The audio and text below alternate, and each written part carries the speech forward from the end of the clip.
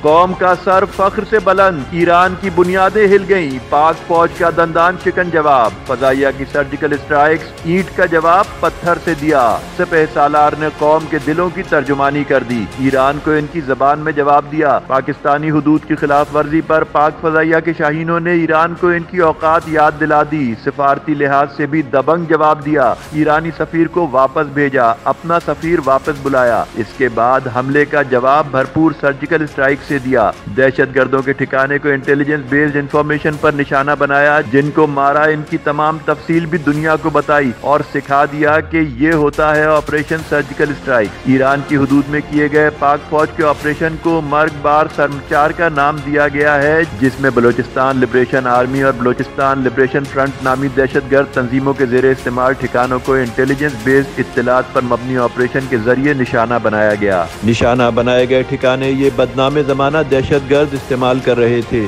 ISPR نے کہا کہ کولیٹرل نقصان سے بچنے کے لیے زیادہ سے زیادہ احتیاط برتی گئی، درست حملے ڈرونز، راکٹوں، بارودی سرنگوں اور اسٹینڈ آف ہتھیاروں کا استعمال کرتے ہوئے کیے گئے۔ پاک فوج کے مطابق حملوں میں مارے گئے دہشت گردوں میں دوستہ عرف چیئرمین، بجر عرف سوغت، ساحل عرف شفق، اصغر عرف بشام اور وزیر عرف وزی شامل ہیں۔ ISPR کے مطابق پاکستان نے ایران کے اندر ان ٹھکانوں کے خلاف مؤثر حملے کیے جو پاکستان میں حالیہ حملوں کے ذمہ دار دہشت گردوں کے زیر استعمال تھے۔ دونوں برادر اسلامی ملکوں کے درمیان دو طرفہ مسائل کے حل میں بات چیت اور تعاون کو سمجھداری سمجھا جاتا ہے۔ ISPR کے مطابق ہم پاکستانی عوام کی حمایت سے پاکستان کے تمام دشمنوں کو شکست دینے کے لیے پرعزم ہیں۔ پاکستان کی خود مختاری اور علاقائی سالمیت کا احترام اور کسی بھی مہم جوئی کے خلاف تحفظ کو یقینی بنانے کے لیے ہمارا عزم غیر متزلزل ہے۔ پاکستان کی مسلح افواج دہشت گردی کی کارروائیوں کے خلاف پاکستانی شہریوں کی حفاظت کو یقینی بنانے کے لیے ہمہ وقت تیار ہے۔